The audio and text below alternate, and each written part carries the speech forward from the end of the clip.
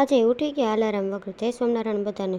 સવારમાં આ બુક વાંચવાનું શરૂ કરી છે, ધ સિક્રેટ. પછી પોકી ગયા ક્લબે. પીપળી તમતમ થવા માંડી, એટલું ગરમ હતું. બિલાડી ગોથા ખાતી લાગે. બેઠા પછી કામે. આપણે એક જોક સાંભળી.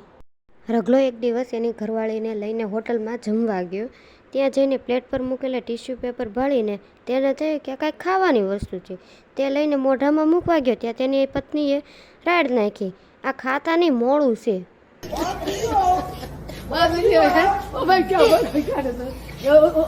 કહેવાય છે કે દીકરીને રોટલો લાપસી જેવી વાનગી બનાવતા આવડે તો સમજવાનું કે બધી રસોઈ આવડે છે.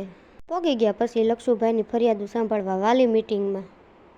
લક્ષુની એટલી ફરિયાદો સાંભળીને તો ઘરે આવીને એમ થયું કે પેપર લખવા આપી જ દેવા પડે.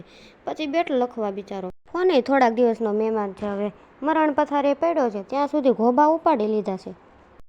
અને હા, કોઈને જોતો હોય તો મફતમાં આપવા રેડી છીએ આપણે. બેઠા પછી ફેમિલી ભોજન, એની કંઈક મજા અલગ જ છે. મમ્મીના હાથને શેકેલી મકાઈ ખાવાની મજા જ કંઈક અલગ આવે હો. આજે આપણે ઘોબા ઉપડી ગયા. બીમ ઢળી પડ્યું છે આપણું.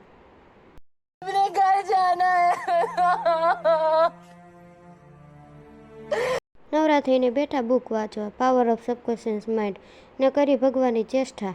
અને આજનો સુવિચાર કંઈક એવો છે, ઘણીવાર એવા દીવાઓ જ દજાડે છે જે આપણે પવનથી બચાવતા હોય છે.